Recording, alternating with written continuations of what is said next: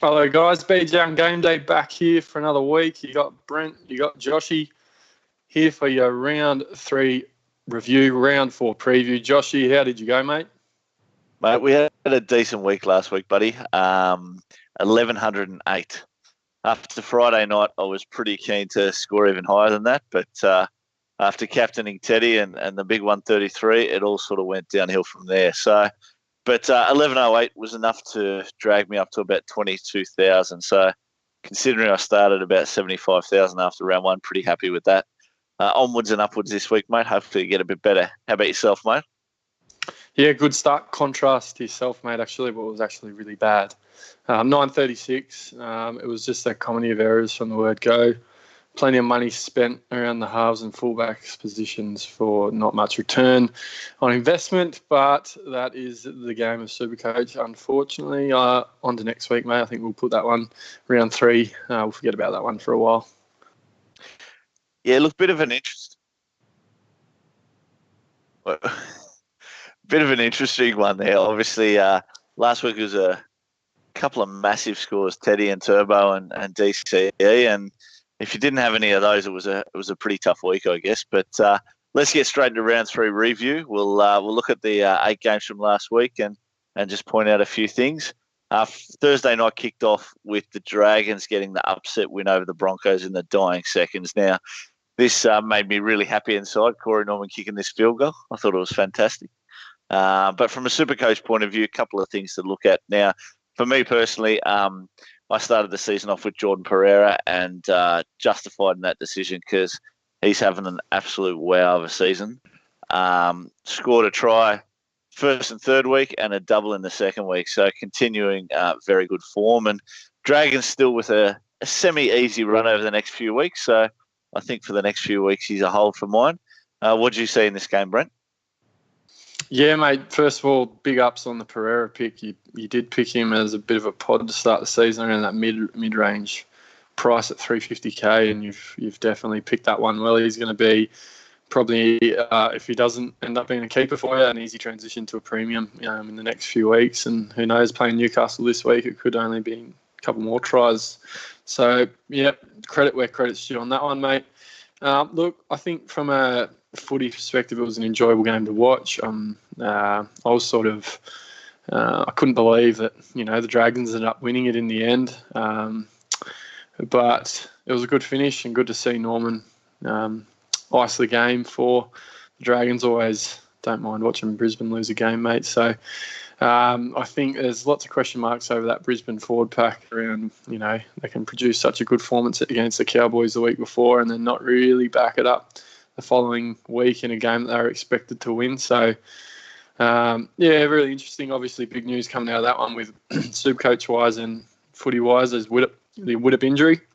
So that seems to be pretty significant, and I'd imagine he's going to be gone for the majority of the season. To be fair, he wasn't all too relevant so far this season with the transition to fullback, but it looks like he's going to be out for a pretty significant period, mate. So, yeah, look, I think the Widdop of 2018, where he sort of jumped up to that mid 700,000s, that's the best we'll see of him. I think with that injury now, look, they may even give him an early release and just head him straight over to England, but time will tell. Obviously, they want to keep a good player like him on the books, but another shoulder dislocation. I think that's the second or third in about 8 months, so it'll be a long time on the sidelines. The Friday night games, mate, we kicked off with the Raiders down in Canberra, and, mate, they managed to get over the top of your boys. Yeah, great performance from the Raiders. I think essentially they just out-enthused us, wanted it a bit more from what I could gather. Bit of sort of rainy weather at times throughout the game, which sort of hampered the quality, unfortunately. But as I said, you can't really fault the Raiders. They looked keen. They were creating more opportunities. Basically, I think whilst we weren't impressive, I guess one of the positives that came out of it is we didn't really click at all, and were still in the game with 10 minutes to go, much the same as the previous week. So from a Newcastle perspective, whilst we had some things not really go right, we were still in the game. It's not like we got touched up, so definitely some positives. SuperCoach-wise, mate, I must admit I had an absolute clanker. I was expecting to bring in Bateman in that week, and just because of the first 2 weeks, the weather spooked me. So instead of doing the trade that I said I was going to do last week, I ended up going Taumalolo to Burns via Jules as opposed to Taumalolo to Bateman as I was going to, and that one ended up stinging me pretty bad. So not much I can really say about that. Should have stuck with what I said. That's what you get, I guess. But it is what it is. I'll bring Bateman in this week, and I definitely will do that. And also a really good performance from Charnsy Nickel-Klokstad. He's put in a really good effort there at the back for them and was looking really good. So I think some more dry tracks he'll be able to produce some more returns along those lines, I think, in future against some weaker opposition. Yeah, mate, look, 100% agree. Nickel-Klokstad was huge at the back. Obviously, he's still learning the role and fitting into that Raiders system, but some good signs there to start with. And look, yeah, Bateman, very much the same, fitting into that system. But from what I sort of thought from the start of the season, just those other Englishmen around him with that Josh Hodgson, Elliot Whitehead, Ryan Sutton, they seem to have a good culture there, and Ricky Stewart's recruited really well. Talk to me about the Newcastle boys, mate. Kalen Ponga, Lachlan Fitzgibbon, from a SuperCoach point of view, mate. Plenty of disappointed people out there. Yeah, absolutely. I think one thing, obviously, most notably, team lists have come out. It's Tuesday, and they've switched Ponga to fullback, it looks like. So I think one promising thing about that is, despite what Brown's come out, they've experimented him at 6. He's willing to sort of put his hand up and say, look, this isn't working. He's probably got a bit of egg on his face potentially with that, and saying that he was going to sort of wait 4 to 5 weeks before he did anything. But the change for Ponga to 6 was meant to be largely around what was best for the team. And it's quite obvious after 3 weeks that Kalen Ponga at 6 isn't potentially what's best for the team. You need him playing his most dangerous footy, and I think he plays his most dangerous footy when he's free at the back there, allowed to roam and chime in where he wants to. He's doing less defence. So really positive to see that. Obviously, the combination with Fitzgibbon didn't really come to fruition. Basically, Ponga wasn't really able to reduce much either. So that was definitely what a lot of people were predicting for Fitzgibbon and Ponga. Start the season with Ponga out on that left edge. But not to say it still can't continue, but definitely a different perspective on that one now. I think they both sit around that. I think Fitzgibbon sits around that 520K mark with a near 100 break even, or 80 to 100 break even, and Ponga's pretty much the same, about 550 with 100 break even. So yeah, we'll see. I think really good opportunity for them boys to bounce back against the Dragons on Sunday, but the Dragons coming off a good win, so it should be a really interesting matchup, and I'm really excited to see the Dufty versus Ponga matchup, which looks like it's going to happen as well. What are your thoughts on Ponga, mate? Mate, look, I think you point out a good thing there, obviously, with the Dragons. It is going to be a positive thing, them playing the Dragons this week. Now, you say, obviously, the Dragons came off a good win last week, but the loss of Gareth Widdop is huge.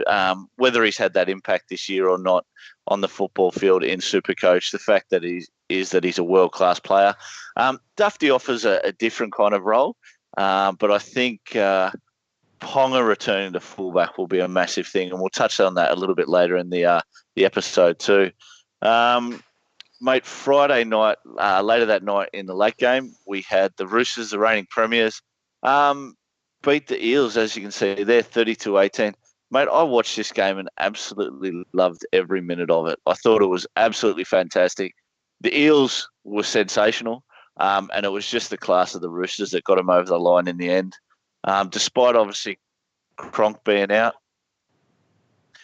Like, just Bogan there in the background, the scoreline definitely didn't justify what the result was until probably 15 minutes to go. The Eels arguably were the better team. But the big story, obviously, Teddy. A lot of people last week traded him out. I think there was about 2,000 people that traded out Teddy. One of our biggest rules, obviously, you never trade out a gun, you never train sideways. So the trading sideways, a couple of guys. I know one, I think it's Sav from the Mike and Sav show, traded sideways for Teddy to Turbo. So that actually ended up being all right for him in the end. But, yeah, look, Teddy just goes to show how much of a classy player he is. And I've got to be honest, I didn't think he had his best game. I think he still was a big impact, but I think he can just get better and better in that Roosters outfit. Yeah, and absolutely. I think he ended up probably being the difference in the end. I definitely thought that was a much closer game that the scoreline suggested as well. But, yeah, Teddy justifies his price, and it was a bit of a sting for those that didn't have him like myself because he had a big break even and only was going to take it, a 50 or a 60 or even a 70, and he was seeing a big plummet. So it came at a really good time for Teddy owners. Obviously, yourself that had the set and forget captain in Teddy, it's finally prevailed, mate. So you don't look like a complete and utter lunatic like I know you are. So that's worked out well for you. Obviously, I think they've still done really well without Cooper Cronk. It's pretty easy to forget they played Mitchell at 6 again. And, there was some really good efforts Supercoach-wise from a few Parramatta players as well. I think Junior Paulo in his second game was absolutely massive. The big man played some big minutes, had a lot of impact. Plenty of work for a monster of a bloke, plenty of offloads. Gutho was massive. He had a few try assists, and again, I think we said it last week, but he looks like he's back. The Gutho of 2016 looks like he's back in 2019. I think it was 2016 or 2017. And big Semi 2.0, Maker Sivo, got himself on the high board for the first time of the year. Got a double and finished on just under 100, which was awesome. Even if you didn't have him in your starting 17, you just had him in your squad. He's going to see some really nice rises there, and as long as he's putting in those sorts of performances, I don't think he has to worry about losing his spot to Jennings, who's been on the bench for the last couple of weeks now. Definitely, mate. Definitely, he looks solid.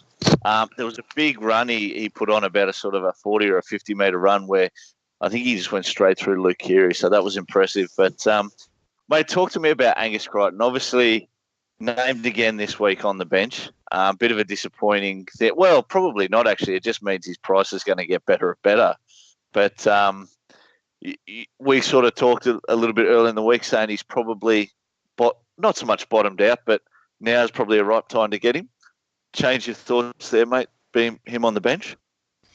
Well, I guess the big part of this is if him being named on the bench as a Swiftie, and what they actually end up doing with Orbison, because if he's going to be playing 80 minutes and, comes on in the starting side late as a late change, there's a big argument to be made that this could be the week to pick him up. His break-even sits at about, 80-odd, 82-odd, give or take. Don't quote me on that, which is definitely gettable for him, even with just a solid performance. If he crosses the white line, he definitely gets that. But I don't know if you can pick him this week at 577k with that 80-odd break-even without knowing for sure whether he's going to get the start. Given that it's the first game of the round, with the Roosters taking on Brisbane this week on the Thursday night, I think it is, you got a little bit of that luxury that if there is a late change and it does happen an hour before kickoff, you can actually suss it out. And if it happens, maybe it's a week to bring it in. I definitely know that it's something I'm pondering, but if it's not this week, I think maybe it's next week or until he gets that start again. If he doesn't get the start, you sort of got to wait and see, but I'm just sort of waiting for him to explode any minute now. And you've been a big advocate of once Cooper Cronk returns, there's a lot of upside to Angus Crichton, mate. Mate, look, definitely. Look, obviously Cooper Cronk's never been the most,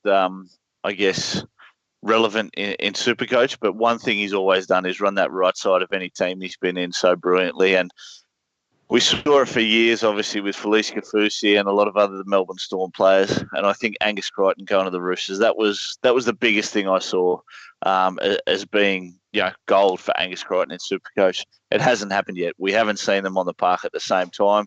And I think over the coming weeks, when it does happen, when you get a fit Cooper Cronk out there, a fit Angus Crichton that's actually given the full-time starting spot, I think we'll see fireworks. And look, he's going to be a must-have. Look, the guys who obviously traded Teddy to Turbo would have had their hearts in their mouths overnight.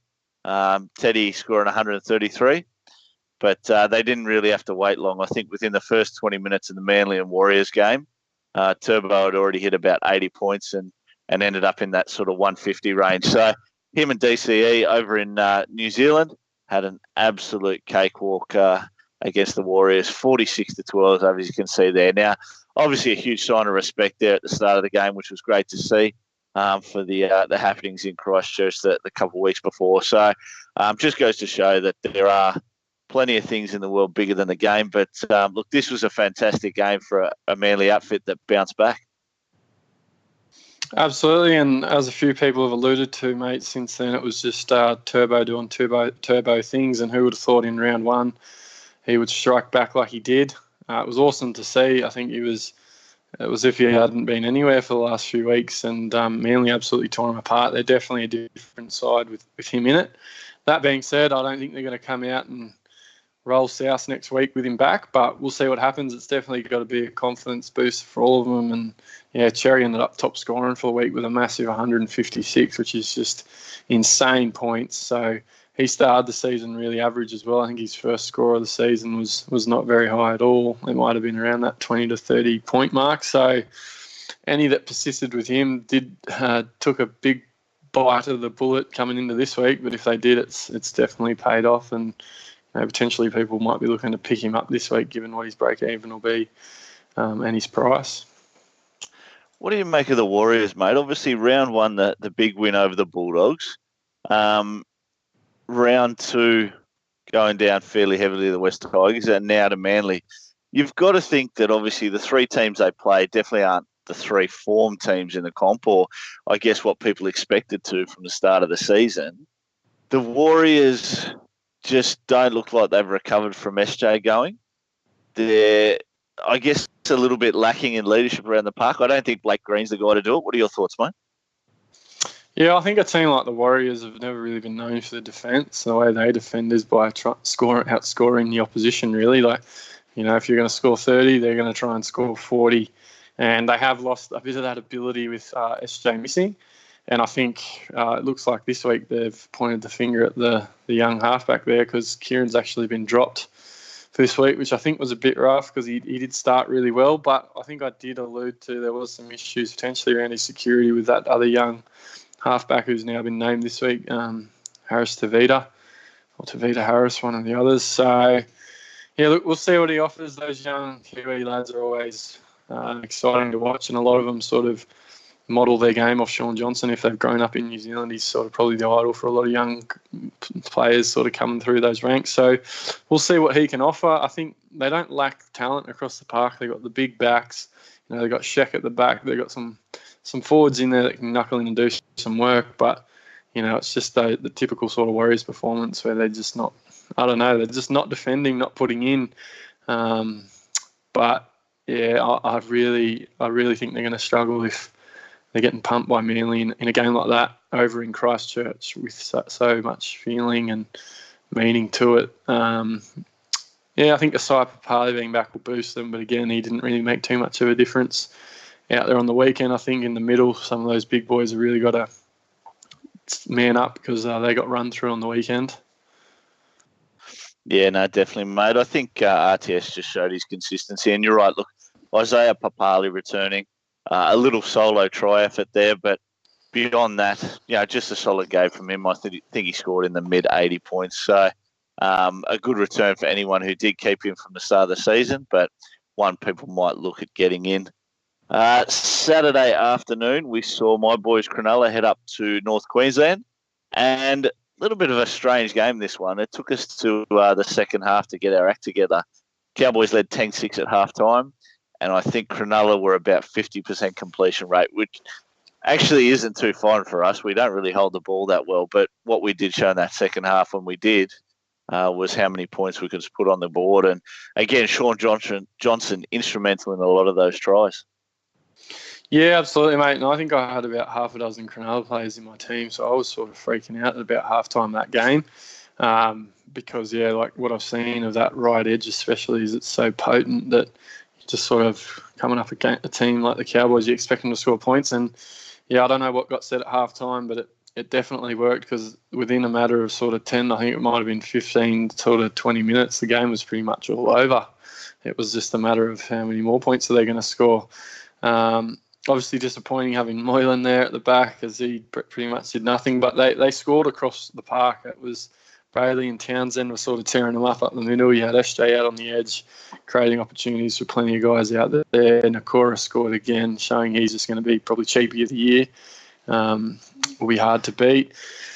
Yeah, and I guess from the Cowboys' perspective, I could get a good first 40 minutes, but yeah, just couldn't back it up. They couldn't keep up with the firepower of your boys, mate. No, that's it. Mate, one thing I wanted to see a little bit more from was Andrew Fafita. Now, obviously, Cronulla won the game quite comfortably in the end there, but the SuperCoach score from Fafita wasn't that flash, only 50 points, I think. Yeah, well, the big thing I've noticed in just the 3 weeks that we've seen now from Fafita is his minutes are dropping each week. So the first week he played about 73 minutes, give or take. Second week he's played about the 60-minute mark, and then the week just gone he's played 55 minutes. So his base hasn't really been affected by those minutes, which is quite funny. It's been more of some of those creativity and sort of offload stats that he hasn't really put in on the weekends. So, I mean, he's still scored 50, most of that through base, but you'd like to be seeing him, if possible, playing at least 60 minutes because if not, he's going to be sort of annoying to have because you're not going to want to get rid of him, but you are at the same time because he's not doing enough. I think in a game like that on the weekend, once they have it wrapped up, they might tend to wrap some guys up a bit like Fafita. He doesn't really need to do any more, and he'll step up in the games that they need to. They play the Chooks in a couple of weeks. They're even coming up against that Paraford pack this weekend, which they showed against the Roosters on the weekend that they're going to put it to some teams. So really good battle to see Fafita come up against Paulo and Alvaro and a few of those guys, and I'm expecting him in those games where they need him, he will step up and produce a little bit more, but he's hoping anyway, mate. The Saturday night game took to the country and obviously in Bathurst. One-way traffic. The Melbourne Storm really just decimated the Penrith Panthers. It was only 6-2 at halftime, but quite an unexciting game. From a SuperCoach point of view, the top scorer in the game was only 62 points with Cameron Smith. Now, that's got to be the lowest I've ever seen for a top point scorer out of 34 players. Have you seen anything lower than that, mate? No, it was pretty woeful. I didn't actually watch that game. I had Cleary in that game, and I was hoping that he'd step up for Penrith because they were going to need him to, but he pretty much did the opposite of that. Again, it looks just like a Melbourne doing Melbourne things performance there. They've just ground out the first half and then worn them down. That they've just gone on and got the job done in the second half. Yeah, pretty surprising there that you'd expect with Melbourne scoring that many points that maybe one of those outside backs might have spiked up a bit there in points. But, yeah, definitely, as I said, disappointing from a SuperCoach perspective. And, some big questions over that Penrith side now as they take on a wounded Tigers next week. So, thoughts on Cleary, mate? Obviously, he wasn't goal kicking on the weekend and didn't really matter anyway because they only had to take the one shot. But thoughts on what's happening there for Cleary owners like ourselves? Mate, look, talk about him obviously with a partial sort of groin tear strain, something like that. Now, for me, he's a massive hold. Penrith have the ability throughout this team now. Big Billy Kickow is back this week. Isaiah Yeo returns, and while he's not a massively dynamic player, Isaiah Yeo, he definitely knows how to hold the ball. So, again, Cleary, if he offloads to him or puts him in a hole, you always know he's going to go through it. And the same with Kickow. The line break assist, the try assist, they're coming. Anyone who does have Cleary, I'm going to say to persevere, stick with it because he will repay you. Other than that, yeah, look, it's a bit tough because when you're seeing the likes of DCE, I guess he's that coin flip of whether you went Nathan Cleary. Obviously, if you had SJ as well, but that coin flip between Cleary and DCE, and when DCE's throwing out 156 odd, you'd like to be on the other side of the fence. Yeah, absolutely. It is hard to hold him, but they do have a better draw coming up over the next few weeks. This is always going to be a tricky fixture for them. They play the Tigers next week and they play the Titans. A couple of harder games after that, but I think you've got to persevere with him for another couple of weeks and just give him a chance. I'm very concerned about the injury. I don't like injured players, especially ones that you sort of pick for half of them to be kicking at goal. But yeah, it's going to be interesting. Hopefully, as you said, really kick our name this week, give him a few more options, boost the confidence in the Panther side because they need it. And when they're on, they can definitely score points. It's just they've got to click, and it's got to be soon because otherwise he's going to drop a bit of cash, mate. At the end of the day as well, it's not too far away before we start talking about Origin and Origin selection. And, going on from last year, obviously, he's the incumbent, halfback. But there's always pressure on from those external sources. And with the form of a few other players that are out there, he's going to have that little bit of pressure on him. So he's going to have to stand up eventually. Look, the biggest concern for me is whether injuries playing that part. If the groin strain is there, that might just inhibit him a bit. Moving to the Sunday, and the Bulldogs with a massive upset after considering the form of the year. You can see Michael Maguire here at halftime, absolutely unloading on the West Tigers, and they were just unexciting, the Tigers. I didn't think they were that bad. I thought the Bulldogs brought out a different game plan to what we've seen in the first 2 weeks. But, yeah, as you can see there, Michael Maguire definitely not impressed with his troops. Big story out of this game, Reece Martin back. Didn't score massively, but was solid enough.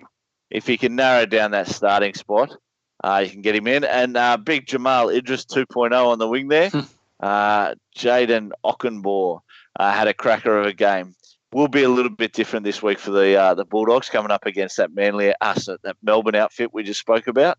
And here, a lot of people talking about getting Ockenbaugh straight in. I'd be waiting just to see what happens this week, just to confirm whether it is one to bring in. But from that game, mate, obviously SR Masters continued his fantastic form, scored quite well. How did Dylan Napa score another try? Big puppy. Right place, right time. Just slides into the right hole, and there you go. I'll tell you what, if this is what it does for form, mate, he should have released this sex tape 5 years ago. Because he's forcing himself through every hole that he can. Yeah, absolutely. He's just popping up everywhere. So, look, I think SuperCoach-wise, I think huge effort from SR to score ton up in a team that only scores 8 points just shows that he's, one of the class outside backs of the comp, and he's got a price tag that'll align with that. He's still worth about that 600K. Obviously, the Dogs, there was changes all around, but it's what they needed, and yeah, it was surprising. I definitely didn't see the Tigers putting out that sort of performance after what they did the week before. And I thought under Madge maybe we've seen a different outfit, but that's a bit of a wake-up call for them. And obviously Madge sort of asking what they're doing after the game, whether they want to go catch a movie or a bite to eat in the sheds at halftime there.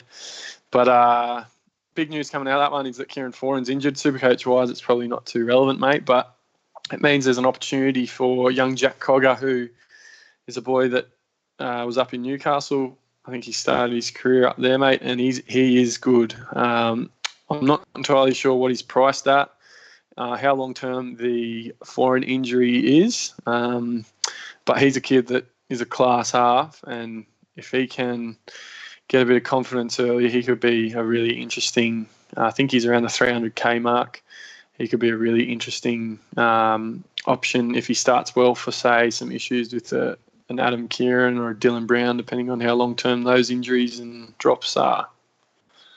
Yeah, look, one thing I'd say obviously about the foreign injury is you mentioned there that Kieran Foran really has never been that, much relevant in SuperCoach. What I do like about Foran is he's really unselfish player, and that the fact is that the players around him seem to benefit from his plays and score the points from a SuperCoach point of view. We saw on the weekend there his combination with Corey Harawira-Naera down that right-hand side was just awesome, and as well as Dylan Napa. So that avenue is not going to be there. I don't know too much about Jack Cogger. I know that when he was at Newcastle, while he may be an up-and-coming player, they didn't fare too well with him. But look, only a young player, I think 21 years old, so he's got a bit to prove, but there won't be too much pressure on his shoulders as there's not too much expectations there from the Bulldogs. The last game on the Sunday night with the Rabbits playing the Titans. Now, probably went to script this one as I thought. Talked about it in the previous video. I thought the Rabbits would get the win, but the Titans, they just know how to fight every game, and they put up another solid performance without sort of threatening the win. Yeah, mate, one thing I noticed, I turned that game on late, obviously, after the news that Braden Burns had injured himself, which was fan-fucking-tastic. But what I seemed to notice was they didn't need to go through the middle of them. It was a performance where Cookie wasn't, from someone that had Cook as captain perspective, it was the sort of game where I think they were pretty comfortable hitting them on the edges, and that's pretty much what they did for most of the game. Cody Walker had a blinder. They were putting a lot of kicks up to the wings, and they just got the job done. Even the efforts of Cam Murray and Burgess weren't anything super impressive. I just think you compare that to the Dragons game where they basically just went at them through the middle, and it was all Cook and Burgess just trying to take them down directly through the forward pack. For whatever reason, they didn't choose to do that. Maybe they got a bit more respect for that Titans pack, and it was the edges they decided to hit. But yeah, definitely wasn't as prosperous as I was hoping from a Supercoach perspective, and pretty much put a nail in the coffin for my round. I think that was the general consensus, was that everyone thought this game would be a massive scoreline, which at 28-20 you wouldn't sort of think anything different, but it really didn't replicate on the Supercoach score sheets. You had blokes like Joy Arrow just scoring sort of mid-40s, Cookie mid-50s, Burgess 50, Cam Murray around that mark as well. Cody Walker was probably obviously the big one. There's a little bit of doubt around him this week with a shoulder injury, I think, or a shoulder complaint, that he may not start. But I think he'll shake that off pretty well, and he'll make the park this weekend. But, yeah, a little bit of a down way to finish the week, because I'm sure a few people were hoping for one of these big star bunnies to turn up again, and it just didn't happen. And it makes the fact that if you had Teddy, and even as captain, even if you didn't have him as captain, but if you did, with so many people riding on that game and the way it did score, it makes that even more significant in total points races, because, like I said, if you've got guys like Burgess and Cook and Arrow, who only scored 100 as captain or not even, and then you have 2.5 times that in Teddy if you've got him captain, it makes a big difference. Myself, compound that with Matty Moylan getting less than 30, Cleary getting less than 30, and Ponga getting less than 30. It was a really hard pill to swallow at the end of the round. So hence why I'm happy to forget about that round, mate. Yeah, for sure. Bogan, what do we got next, mate? I've lost track. Fixtures, round 4. Thursday night. So we're only a couple of nights away from the Roosters taking on the Broncos. Hampton, I've absolutely got no idea what to expect. The first 3 weeks we've seen definitely rocks and diamonds from both of these teams. What are your thoughts? Yeah, look, same again. I've had a look at trades this week, and as much as Crichton might be a buy if he was to start, same applies to Latrell Mitchell. He sits at around that 550k mark with an 80-odd break even.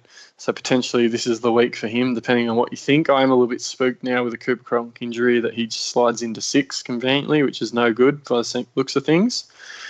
I guess one big thing thinking about that matchup specifically is generally when the Roosters play the Broncos, Latrell matches up on James Roberts, and James Roberts is actually out this week.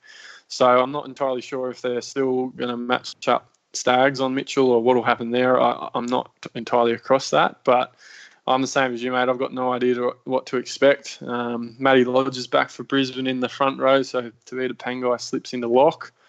And obviously the big question will be around, can Teddy back it up? And he was blistering last week, and it seems like the sort of game where it could come down to a guy like that could just break it open again. And Supercoach-wise, it could be the difference as well. What are your thoughts? Yeah, look, I think going back to the South game from last week, you mentioned obviously the way they attacked the edges a little bit more or whether they went up the middle. I think the Roosters, if they can find a way through the Broncos early, whether it is either of those avenues, I don't think they're going to go around them too early, but whether they can find that way up the middle, obviously Matty Lodge back for the Broncos is a plus. David Fafita moves to the bench. Now, I'm a big fan of this kid, but I think his impact off the bench is even bigger. It just gives them that little bit more strength once he does come on. So I think it's going to be a tight one, but I think if the Roosters can get on that upper hand early, I think they could blow the Broncos away. Friday night game, and we bring the Warriors in up against the Titans. Two, I guess, out-of-form teams here, so one of them will be pretty happy to get another win on the board. And as you mentioned earlier in the episode, mate, Adam Kieran has been dropped and Chanel Tavita Harris has got the nod. Yeah, mate, yeah. Don't know a great deal about this kid apart from word on the street is that he's a gun. Obviously, mustn't be too bad if by round 4 he's sort of taken a spot back despite a few average performances from the Warriors, and they've sort of pinned that back on Kieran, it looks like. That's probably the only change. Apart from Isaac Luke being out, they've named Lawton at hooker. Look, don't know really what to expect with this one. Obviously, if you've got any players in it, be mindful of the weather over in New Zealand. If you've got Sheck, potentially a vice loot option this week. Ash Taylor returning for the Titans, and I think he only does wonders for that side with his kicking game and the way he steers them around the park. So it could actually be a really good game. Obviously, Jai Arrow, I think, is another vice option. He'll be looking to bounce back after next week. And I reckon some big news, mate, for any of those people that enjoy a bit of a party. Cartwright's back starting in the side this week, and he actually played 80 minutes last week and produced a 59-point performance. Are there any people out there that attempted to get on the Cardi party in 2019? What are your thoughts on that? Mate, dead set. Are you serious? Did you just ask back, that question? baby. He's back, baby. He's not back. Vaccinate your kids. He's back. I've got more chance of playing for New South Wales than he does putting in a good 80-minute performance. Look, last week he played around the edges. I think he threw about 16 behind the back. Flick passes were everywhere. He's got nothing. He doesn't. He's just no. I'm telling you, he's priced at 265K. He's got a minus break even. He'll throw 37 inefficient offloads, but he'll throw them nonetheless. If he continues to get 80 minutes, the 80 minutes. The problem with the ineffective offloads is he doesn't actually let himself get touched first. So they're not offloads, they're passes. Yeah. If he actually took a tackle and could risk getting hurt, he might be a chance, but he's just soft. Anyway. We'll see. Anyway, ran over. Panthers and West Tigers. Mate, I'm loving the Panthers this week. I think they are dead set morals. Billy Kickout back, Isaiah Yeo back, James Fisher-Harris at lock, Regan Campbell-Gillard to start. I'm hoping they do start him and don't put him back to the bench.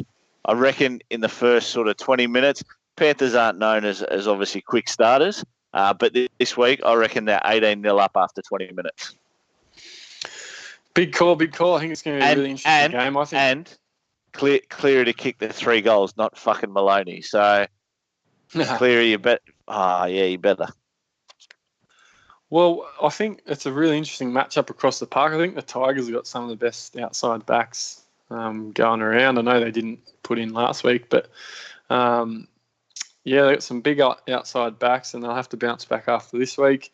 Obviously, the Panthers' outside backs aren't too much smaller. Good battle of the forward packs. One bloke I want to sort of mention, mate, who you've kept pretty quiet.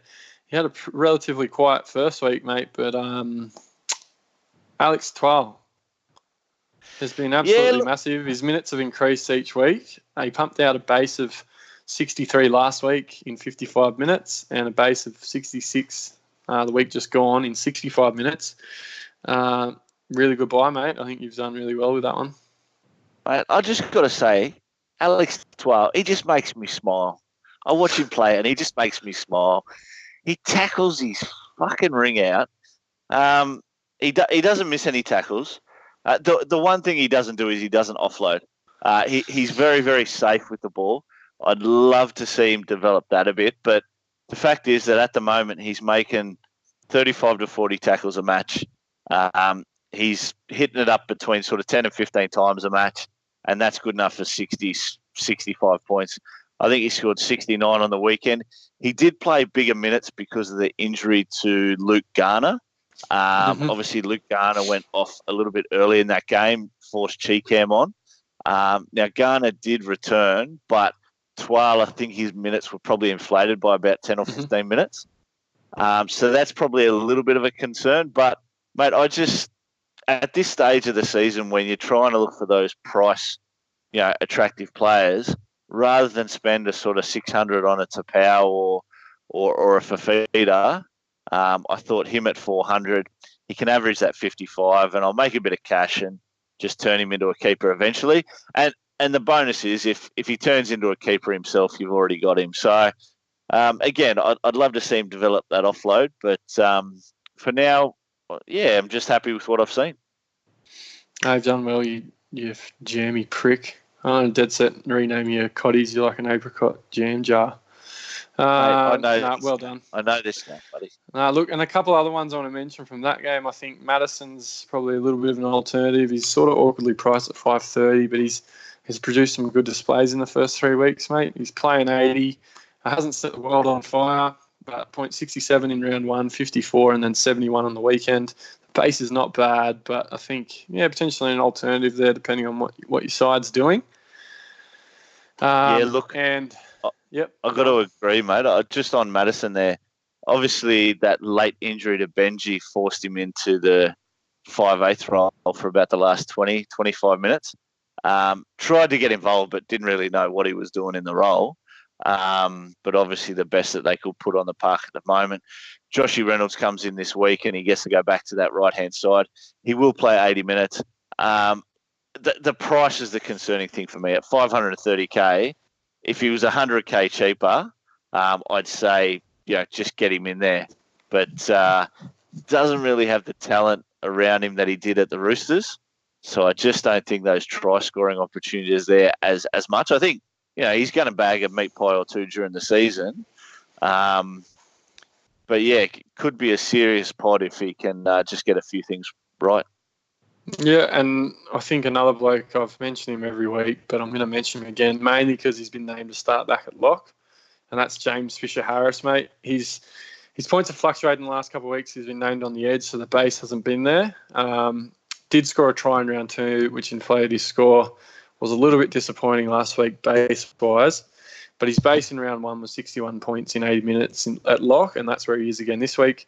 He's 480-odd K, 30-something odd break even, so just an alternative option there for people. And duality front row, second row as well. So I've been liking him this year, but just someone I want to throw out there for all you people looking for something different. Definitely. The afternoon game, we return to Lotto Land, I'm pretty sure, for the Manly Seagulls up against the Rabbits. Now, Manly coming off the back of a massive win, the return of Turbo, DCE hitting form, a little bit of a different prospect up against the Rabbits. But I'm thinking Turbo might be able to back it up here. I'm not saying another 150s there, but he'll go close to ton up again, I think. Yeah, well, I think big question marks over Greg Inglis. If he's not 100%, that's where Turbo picks teams apart and he hits around those edges. They've shuffled, obviously, Gagai into the centres. Corey Allen's come onto the wing to cover for Braden Burns. This one should be interesting. I still think, even though they ran all over him last week, I still think those outside backs, from the 2 to the 5 position are really lacking for this Manly side. But if you've got guys like Turbo and DCE doing what they're doing last week, what can you do? I just still think, this South side's going to go deep into the premiership contention this year, and I am expecting them to roll them, assuming the weather goes well. But again, a couple of good forward packs. Looking forward to seeing that battle. Shout out to my man Adam Fanua Blake. another bloke I've sort of been pretty keen on if you're looking for an alternative at the front row. He's been pumping out some really good scores base-wise in the front row, and he's pretty cheap. He's 450k. Look, he's probably not someone you have to get in straight away, but something different. I think he offers a bit of a point of difference. He's got really good tackle bust ability. He's got a bit of an offload in him. He doesn't play huge minutes, but he does do a fair bit in the time that he's on the field. Definitely, mate. Yeah, look, I think you're 100% right there with him. The minutes are the biggest concern, but it was an offload that he threw over the weekend against the Warriors. It was absolutely massive and led to one of their first tries. So, sneaky pod there if he can keep up the form. The second game on the Saturday. You got thoughts on Campbell Graham, mate, the winger for South, who started really well? Mate, I brought him in last week in both my draft teams just because I thought he'd score a hat-trick. Now, I actually didn't realise in the one I was playing I didn't actually start him. I brought him in just to sit on the bench. But anyway, that's probably that's cost you the win. Mate, it did. But that's me just being a classic player and not a draft player. I think that's the one thing you look at with that South team is depending on the opposition, week to week, if you're looking for a score, it's a little bit hard to do in Classic. I mean, the trades are gold. So it's hard to just bring someone in just because they're playing the Titans or just because they're playing the Dogs or whoever it may be. But at the end of the day, if you can do it and someone can jag 120 or 140, you look like an absolute magician. So unfortunately, he only scored, I think it was about mid-70s over the weekend. But again, that scoring in that SuperCoach game with Rabbits and Titans was just low across the park. So pretty happy with that. The fifth game there, so the second game on the Saturday, you've got the Cowboys up against the Raiders. So another home game for the Cowboys up in North Queensland. The Raiders don't tend to travel too bad up there. And with the form that the Cowboys have shown, especially last week, leaking a lot of tries with Cronulla, the Raiders will go up to North Queensland fairly confident, I'm thinking.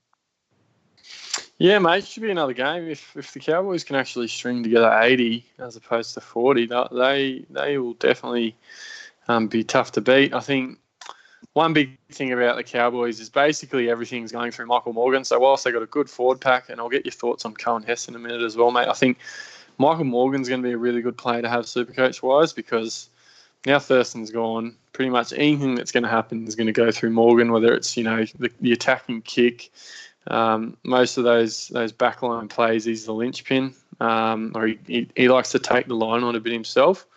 So, yeah, I think I'm expecting Canberra to beat them. I am really excited to see Canberra on a dry track because I think they've got a lot of points in them, especially CNK at the back. I'm just waiting for him to get a proper dry track because I reckon he's a sort of mini RTS mould, to be honest. So, yeah, I am looking forward to this. I'm hoping there's no wet weather up there. I don't know what's going on. I haven't had a look. And finally, I'm getting Johnny Bateman in. What's the bet he scores less than 40 this week? Well, mate, he's sort of due to have a bad game, isn't he? I mean, after 3 weeks, he mid-60s, mid-90s, mate, he's definitely due to drop. But at the same stage, there's no downside to this guy. Whether you get him in and he scores 30 or 40, at the end of the day, he's an 80-minute player. He can play middle. He can play edge. He can play in the centres. He's basically Kurt Capewell, but 1,000 times better. It's sort of a no-brainer, Look, Tommy Stankster can brag all he likes about Kurt Capewell being the buy of the year. He's an absolute lunatic. Capewell's terrible for SuperCoach. Get Johnny Bateman, set and forget. Cohen Hess, mate, what's doing? Mate, yeah, look, last week he absolutely got blown up at halftime, I think, by the coach. He only had 3 runs in 40 minutes of football. He came out in the second half, and I think he had 4 runs in the first 6 minutes of the second half. That said, they did leak 5 tries in 17 minutes in the second half. So I've got to be honest, mate, I've got no idea. The Cowboys are a really hard team for me to pick at the moment. You're right in the fact that I think Michael Morgan is one to own. Now, I don't own him, and I've got no plans to get him in, and I think that could be detrimental because if the Cowboys forward pack can dominate these games, you're 100% right that he's going to be the one that benefits from it, Supercoach-wise. He doesn't mind going himself. He's got good left and right skills across the park. Yeah, Cohen Hess, I don't know. The form's gone, obviously, from years ago. But Michael Morgan, definitely the one I like and yeah, would support your thoughts in being the one to get on. Yeah, mate, and moving on to Saturday night, we're seeing what seems to be a revamped Parramatta side taking on your boys in what should be a really good game at ANZ Stadium. Thoughts on that one? Yeah, look, again, a forward pack that's a little bit mystifying for me with the Parramatta Eels. Daniel Alvaro probably hasn't come on this season as he did last season. You mentioned, obviously, Junior Paulo's gone back and playing some good football. I can't say his name, Niokora, I think, in the second row, is playing well. But yeah, look, I think Cronulla should win pretty easy, but Parramatta have always been a little bit of a bogey team for us. The fact that King Gutho is just in absolutely red-hot form worries me. Yeah, and I think it will be interesting to see. Obviously, Bronson Xerri's been named to start at centre, mate. I saw a video today floating around on social media of Johnny Morris giving him the news, and he sort of broke down, basically. So looking forward to see how he goes, mate. He's been given the centre jersey on that right edge, so Dugan will slot into fullback, and Xerri's going to slide in on that right edge. I think Xerri is a potential buy this week, mate, especially given the fact he's on that right edge. I mean, I know I'm expecting this one to be a really close game, but just from what I've seen, as I said, on that right edge of the Sharks, it might change with Dugan out the back because he does have sticky hands. I don't know if he knows how to pass, but mate, forget knowing how to pass. I've never seen Dugan so fat. I don't think he's fit enough to play fullback. So, look, Bronson Cherry, Cherry, however you say it. Obviously a big fan. I've watched him a little bit in New South Wales Cup and under-20s over the years. Look, good that he's actually finally got a start. I'm a little bit worried about, obviously, the job security. Moylan should be out for, say, 4 or 5 weeks, hopefully. Now, that's bad, obviously, for Moylan owners, but it will give us a chance to see this guy. I talked about it, I think, earlier in the week where, yeah, he could be a potential just buy him straight away. The fact is that Sean Johnson on that right side is getting better and better, and that connection there that, you never know, it may be better on the training paddock than Dugan or whoever else it may be, and they just bring it straight out in a game. And against the Eels, you don't have the strongest defensive side. You definitely got a passionate side, but defensively they can leak points, and he could well and truly come out this weekend and score 80 or 90 points. Yeah, interesting one. Moving on to Sunday, mate. Yeah, on to Sunday. Melbourne Storm will absolutely destroy the Bulldogs. Kieran Foran gone. Like you said, the Melbourne Storm have just smothered teams. Now, I reckon they'll probably put on 40. Yeah, look, it's hard to go past them based on what they've already shown. There don't seem to be too much weakness in that side from what I've seen. The forward pack's well drilled. The backs are pretty slick. Everyone does their job. I don't like to give them too much credit, but you can't really fault them at the moment. They're going to come up against probably one of the most unexperienced Bulldogs sides that they've fielded for a long, long time. Made a lot of changes last week. I think they went from having 250 games experience replaced with less than, I can't remember the infographic, but it was not many. And that's going to reduce even more with Kieran Foran out and Jack Cogger to replace him. Look, I think sometimes these games can be close from memory. Don't quote me on that. Someone will probably go look it up and Melbourne hammer them every time. But I think the Dogs tend to give Storm a bit of curry. So who knows? But maybe this one will be a little bit closer than we anticipate. We'll see. But yeah, it's a big ask for the Dogs to travel down there and put it to an undefeated Melbourne side, isn't it? I forget the NRL. You've just intercepted me in the game behind. You're up 34-16. I'm not liking this week's scoreline in the Rugby League 4 Live. Well, you'll be glad to know I'm actually experiencing some technical issues, and all I've got in front of me is a black screen. Oh, that's good. That helps. So Sunday evening game, mate. We finished the round with your guys up against the Dragons. We talked a little bit earlier about it. Kalen Ponga, fullback. Yeah, obviously that's the big talking point now, this one, isn't it? Ponga goes back to fullback finally. Thank you, Brownie. It shows, I guess it's a testament to the type of coach he is. He is willing to sort of say, look, put his hand up, it's not working. What can we do? And they fixed it pretty quickly, which is good to see. I was really concerned at how long this circus was going to go on for, because it really was not working. Really excited to see him go back there, and this is where you want to see him play. That being said, the fullback he goes up to, Dufty, is equally has different qualities, but offers a lot for that side. I know Widdop was a quality player, but they lost that. They didn't have that dynamic of speed chiming into the back line that Dufty will offer, and there's no substitute for speed, mate. I reckon what Norman and Hunt can do with having a little guy like Dufty floating around is a really good combination for him. I do have some concerns around some of our edges, how we're defending. Heimel Hunt hasn't been too great in the past couple of weeks, and Kenny Dow couldn't stop a wet paper bag at times. So it'll be an interesting one. A good battle of the forwards again, but potentially some big points. SuperCoach-wise on offer, I think Pereira could be another one. Aitken, Lafai, Ponga.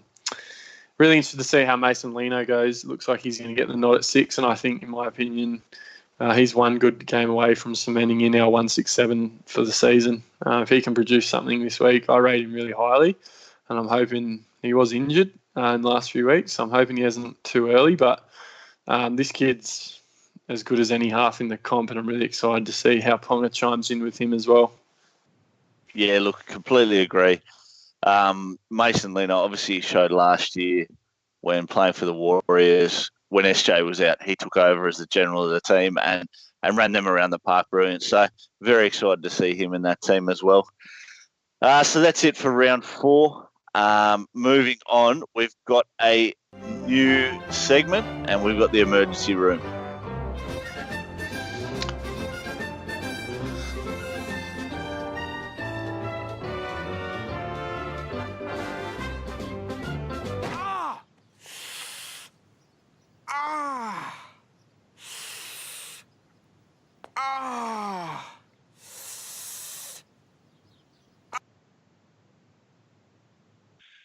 So, boys and girls, obviously a bit of a tough week there for super coaches. Plenty of blokes going down. We talked about Braden Burns, a few other guys who aren't super coach relevant. We'll just run through the current injury list. Brisbane Broncos, Payne Haas, Matt Lodge, and James Roberts went out this week. All of them returning either this week or next week. James Roberts seems to be a week-to-week proposition with that Achilles. Right? Yeah, it's well, funnily enough, it's his Achilles heel, isn't it? Relies so much on that pace, and even I think on the is that all you got? That was terrible. That's me. Mate. That's on my dad now, mate. That's as good as it gets. You are. That's the tactic of the year. Look, what I found really funny about that game was he took that ball, the intercept, and he still managed to outrun everyone on the park, and he wasn't even at full stride. So that was really interesting to see there last week from Roberts. But it is a concern. That's the sort of thing that can go at any time. And SuperCoach-wise, I don't think you can trust him because he either gets you 10 or 110. And, yeah, he just always seems to be injured. Yeah, no, he's one player I've never been able to pick. The Raiders should get Joe Tarpanay back in the next week or two. Scrolling over the page, we'll just go through these nice and quick. Cronulla Sharks, Matty Moylan, obviously the big one from the weekend with the hamstring injury, probably looking at 4 to 5 weeks on the sideline. So as you can see there, round 7 due back. Paul Gallen, mate, obviously the rib cartilage kept him out. Well, didn't keep him out, but only saw him on the park for 20 minutes of his big milestone game there last week. Took over from Andrew Eddinghausen as the all-time Cronulla game leader. Yeah, good old Gal. Obviously announced his retirement as well not too long ago, so this will be the last hurrah for him. And I think rightly so. Being an absolute stalwart for Cronulla, and he's been a SuperCoach god in the past, to be honest, and obviously that's no longer relevant, but great achievement for him. He's also the most capped loser in the history of the competition as well, which is a good one for him, but I'm sure plenty of Queenslanders remind him of that. But I think it's a good time for him to get out with obviously Nakora, and they'll get Wade Graham back, and Jack Williams looks the goods, but it'll be interesting to see how he goes. Maybe it could mean potentially some more minutes for Feeder this week, depending on what happens with him. Canterbury Bulldogs, obviously we already went through Kieran Foran. Let's go to the next one. Manly Sea Eagles, again, nothing really new there. Gold Coast Titans, Nathan Peets, massive one this week with that pec tear. Requires surgery and he'll be out for 3 months. Bit of a win for any Mitch Rain owners. I can't imagine his ownership's been too high, but a few people will be happy with that. Brimo on the bench, mate. So watch what happens there. Brimson has been named at 14, so I don't know what the idea is, and I think it's a waste. Rain's more than capable to play 80, but what's doing? Oh, look, I think that's just the brilliance of Brimson and what they start to expect from him. Whether it's Tyrone Roberts, he comes back this week as well. Whether he maybe slots into the 9, I'm not too sure, but I think the Gold Coast Titans, they've got that sort of collection of players that are all just second-rate players, to be honest, without trying to cause too much offence. I just don't think anyone stood up and said, I'm the one you got to pick. So, that'll be something that we'll have to watch in weeks to come. Across the page, and we get to the next Newcastle Knights. Now, mate, the massive one out of today, the Ross Dog. Talk to us about the Ross Dog, mate. Yeah, huge news coming out of Newcastle, mate. The Ross Dog, Nathan Ross, has had to retire due to some I think they were pelvis or groin issues, a bit too much thrusting. I don't know. I read a bit of stuff about him. He's sort of struggling getting in and out of the car and lifting his kids and that sort of thing. So he's made a decision for his long-term health and for the benefit of his family. Look, he played 60 games, I think it was, for us. It seems like he played a bit more. Come into the club when we were really struggling during sort of 2015 there, and breathed a bit of life into us when we needed it. There wasn't much else to sort of look forward to watching us for a while there, apart from the Ross Dogs' antics. So he definitely became a bit of a cult hero down there. A bit of a shame that his career comes to an end due to injury, but definitely remember him fondly, mate. Shout out to the Ross Dog when he gets around to watching this one. And it sounds like he's going to be medically retired, so I'll actually pick up $350K in the cap. So cheers, Ross Dog, for that. Of course. There's always a shining light. Tavita Pangai come home. Bring him next home. Page, we know the Melbourne Storm injuries there. Parramatta Eels, Nathan Brown. Dylan Brown, obviously the big one this week. We're not too sure what's going on there because they haven't put a time frame on it. Bit of a disappointment for his owners, mate, although it's probably about 70% of the competition.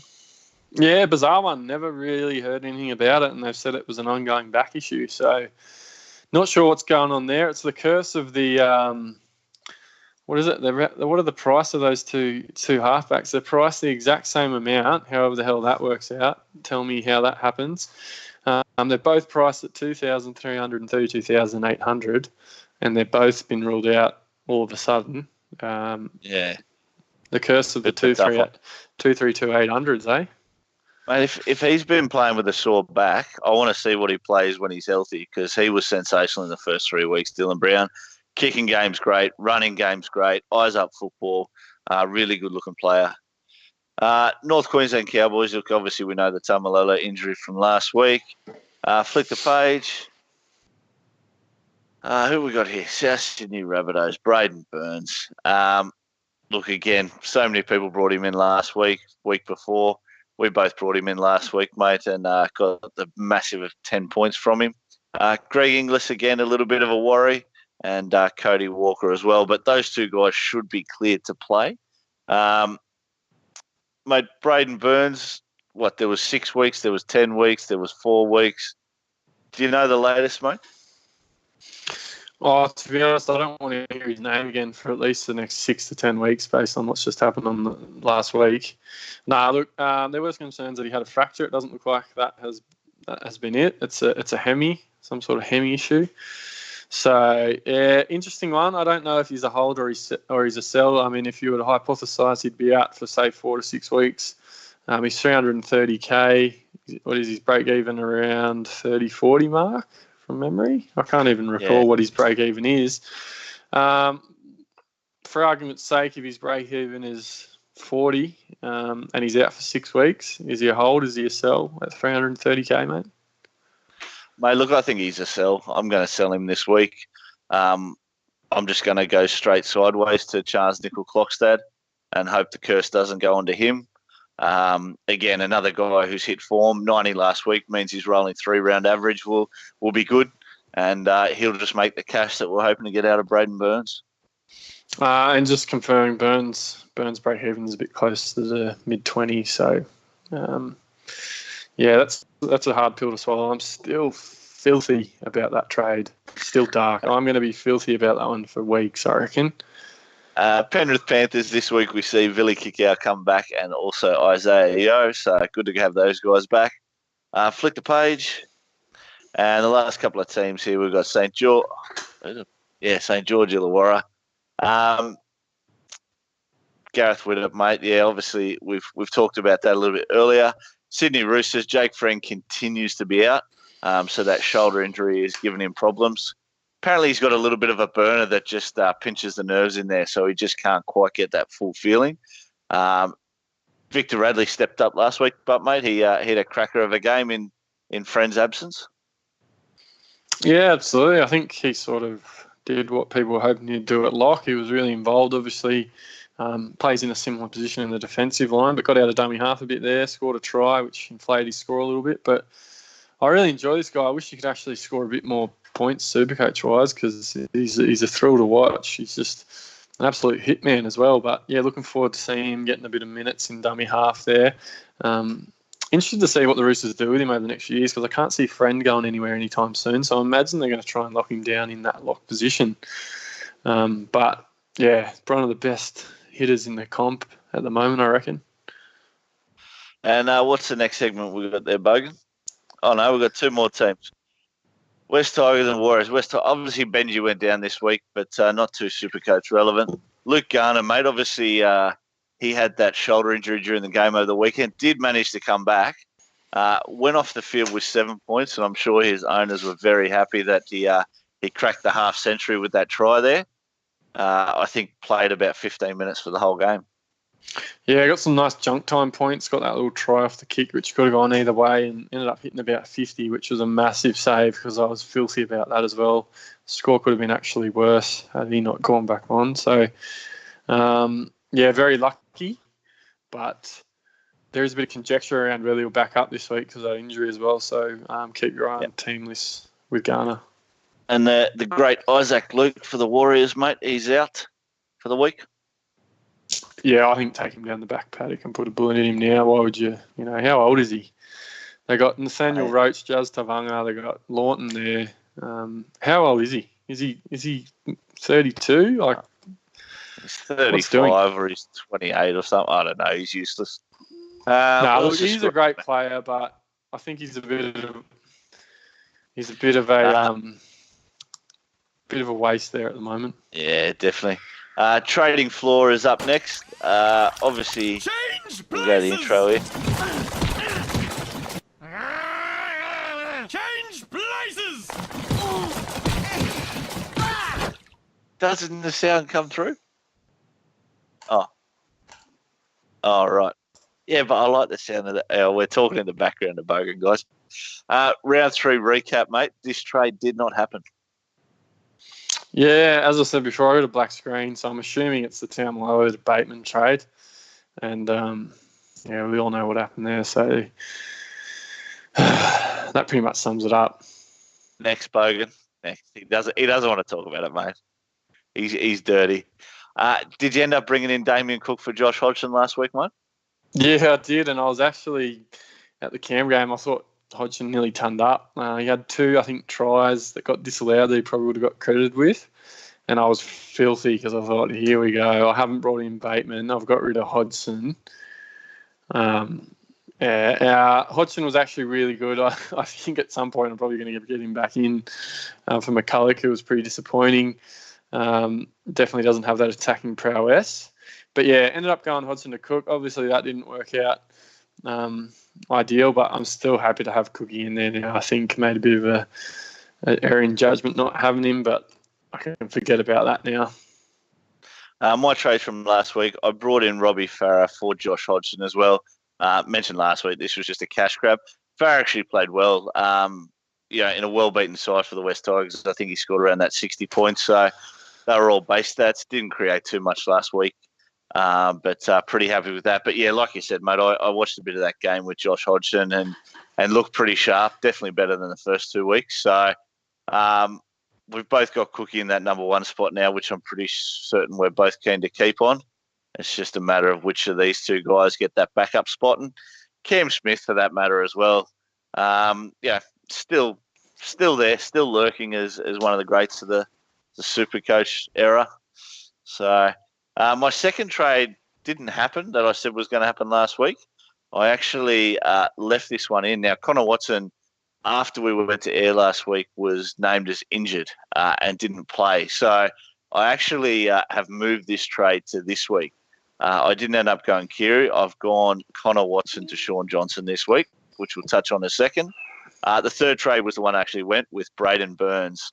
I took out Brett Morris, brought in Braden Burns, and he's going to go straight back out this week. So we'll move on to this week's trades. And, mate, you're up first. Matty Moylan out, Johnny Bateman in. Yeah, well, chasing last week's points, I know still filthy about this John Bateman. Look, straight swap. Moylan really disappointing. Obviously, Sharks pizzled him, got a hammy injury and wasn't involved in anything, so I was pretty upset about that. I think the fact he's looking to be out around 4 to 6 weeks, I can't just sit him on the pine. I went him as a bit of a pod, hoping he'd blow up early. He sort of did that, but last week did hurt, especially with some of those guys like Teddy, Turbo going large. But, yeah, it's just more the fact that I've got to get Bateman in now. I said it last week. I'm definitely doing it this week. At the moment, that's my only trade. I'm still pondering the second trade. I'm not entirely sure what it will be. If I want to bring in Teddy, it will have to be through someone like Cleary and then Jules, which I'm not 100% sold on.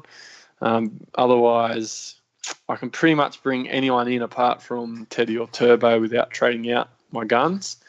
I can't bring in Cody Walker because I'd have to trade Cleary. So apart from that, I think Cody Walker was someone I was keen on, but I don't think I'm going to be able to do that. So I'm looking at maybe a Latrell, maybe a Crichton, maybe a Gutho.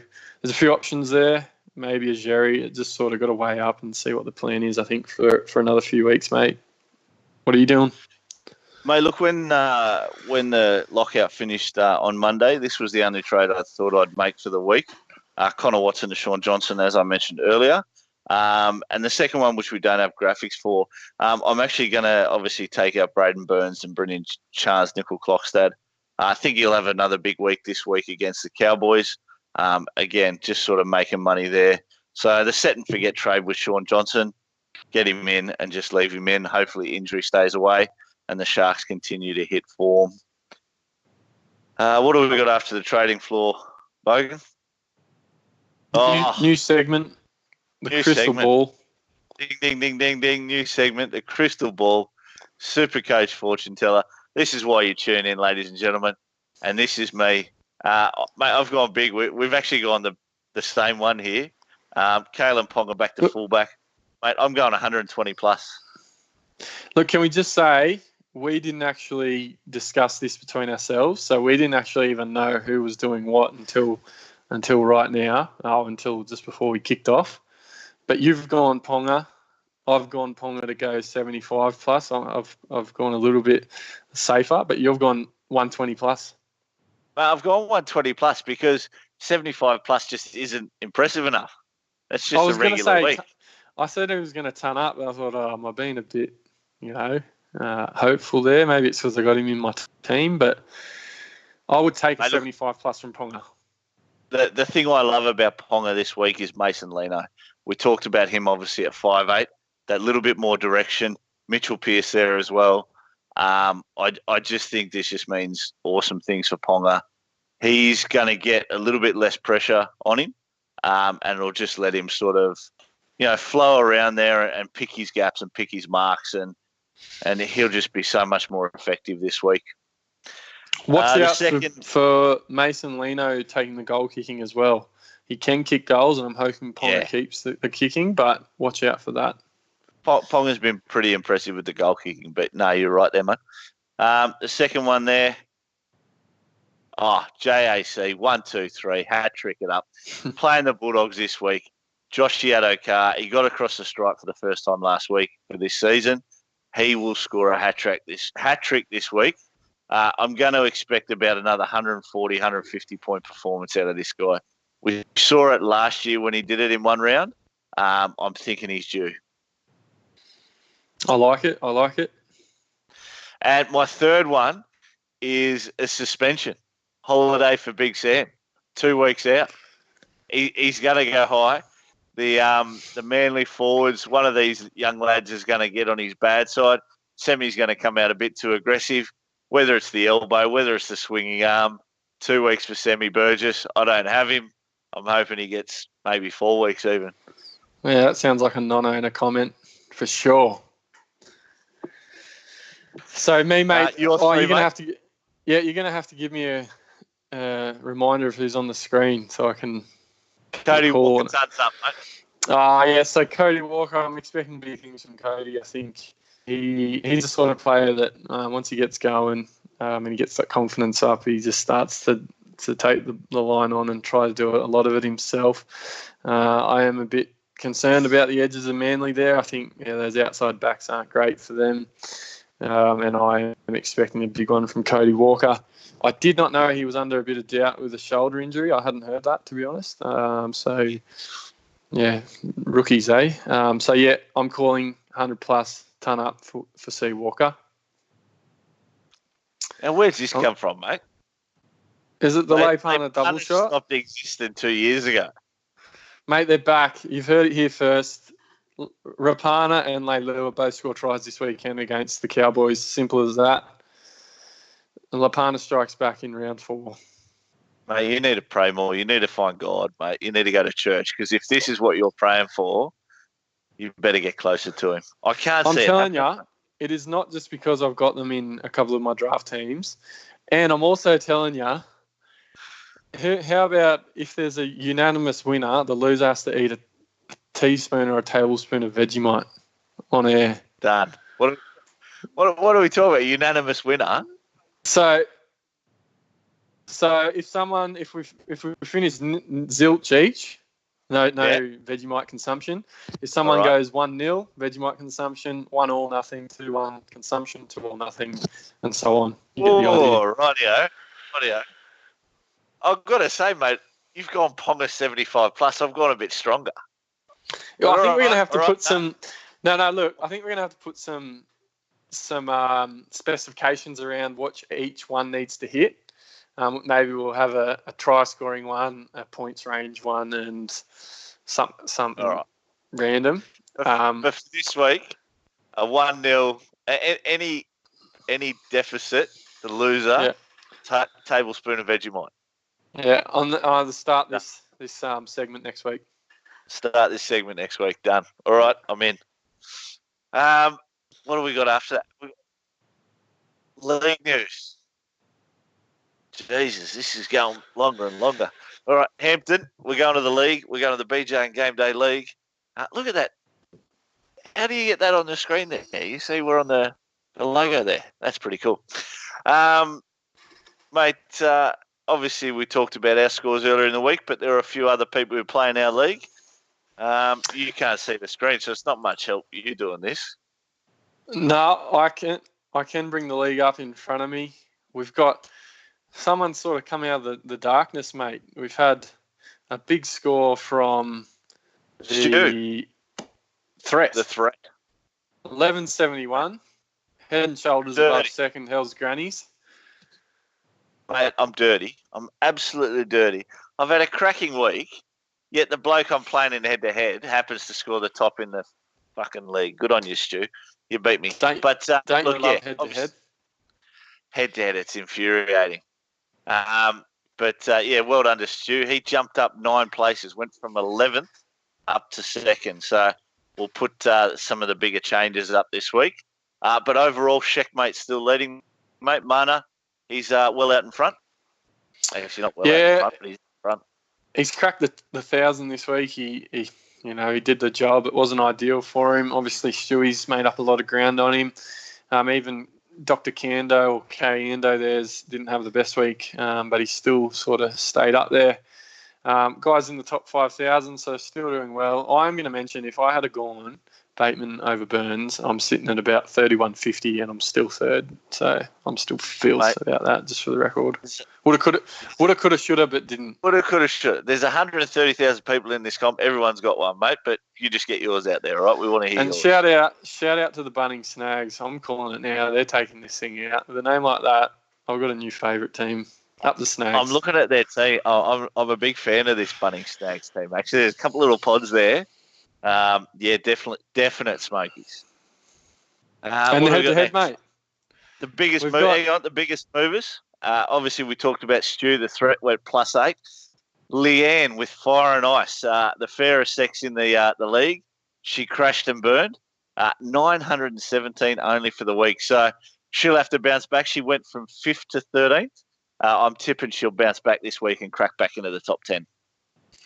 She was good last week. Yeah, she was. The week before, yep. Head-to-heads. That's us, and we rule. Tunnel snakes rule. Now, apparently, what games is this out on, because Bogan? tunnel snakes rule. Because we're the tunnel snakes, Fallout and we rule. 3. Ladies and gentlemen. Much later. Tunnel snakes the tunnel rule. snakes are leading the ladder in head-to-head. This is going to be Bogan's only claim to fame this week because, he actually... this year, he's actually played Brendan's Bashers, who is our wooden spoon guarantee already, and he's got to the top of the ladder there. So gold medal for the Tunnel Snakes. So well done, mate. Other than that, we'll roll through the head-to-head results now just quickly. Gangers Gaggers defeated Sheckmate. Double Denman got beat by What's a Pod. The Tunnel Snakes, as you can see there, beat Brendan's Bashers. Brendo beat fucking Cowboys. Rangers de Janeiro beat Fire and Ice. Flick the page for us, mate. Pete top, Kevin bottom. Now, I want to find out about this name.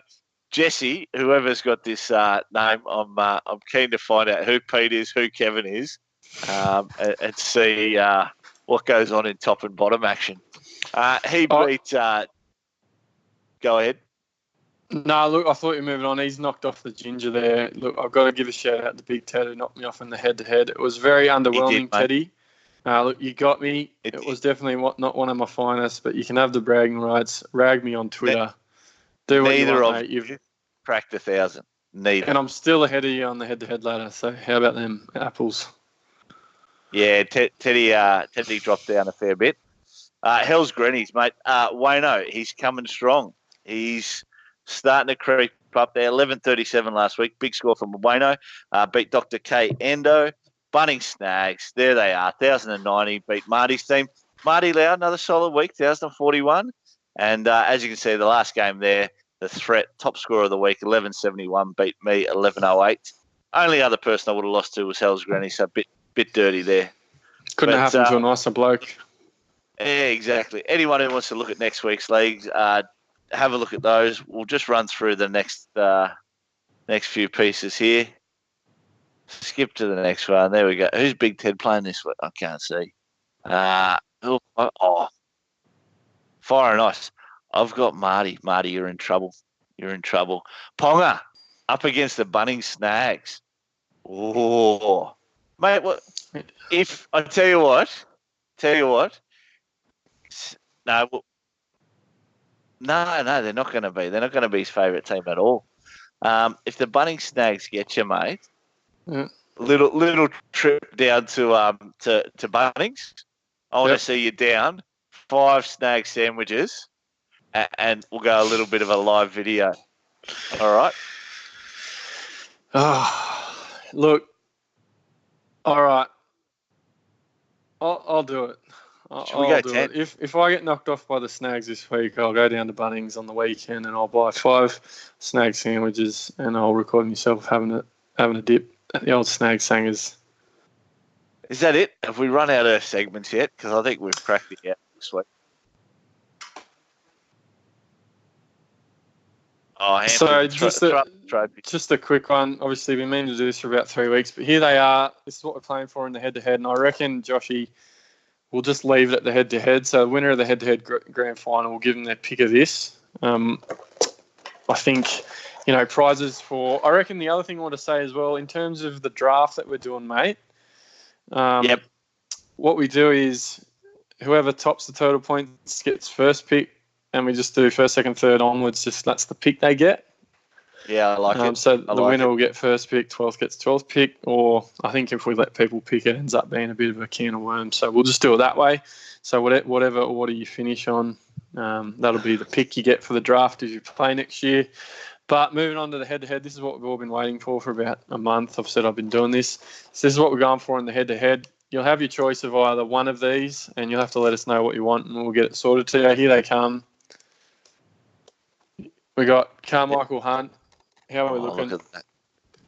So we got some retro figurines from I think the early 2000s. You won't find anything on the market better than this. You got the man Gasnier there. He's got the shimmy and away. We got Carmichael here. He's got the goose step still. So that's what you're playing for in the head-to-head. If you take out the head-to-head grand final this year, you'll have your choice of one of those. Unfortunately, Carmichael doesn't come with any special bags or white lines, just the player figurine only. But that's it for this week, eh? That'll do us, mate. Shout out to the Bogan. Shout out to the Bogan for the production value he's added. Obviously, we're going to have to pick up our game. Joshie, great performance this week. So shout out to him. Give him a follow. Have a check out of what he's doing. We have a tinker around on the weekends as well. Give us a follow on Twitter. I'm mucking around on Twitter. I'm loving it. Interact with me. I don't know what's going on. I feel like I'm a 60-year-old bloke that's just picked up a freaking iPhone for the first time. But yeah, so it's all happening. Shout out Gussie Gould's given you a response to the Bogan. The Bogan's actually been given a SuperCoach tip by Gussie Gould during the week. He said get Robbie Farah in. He's actually responded, and I've replied to him and said, make sure Cleary gets back the kicking duties, although that's assuming he's actually scored a try this week.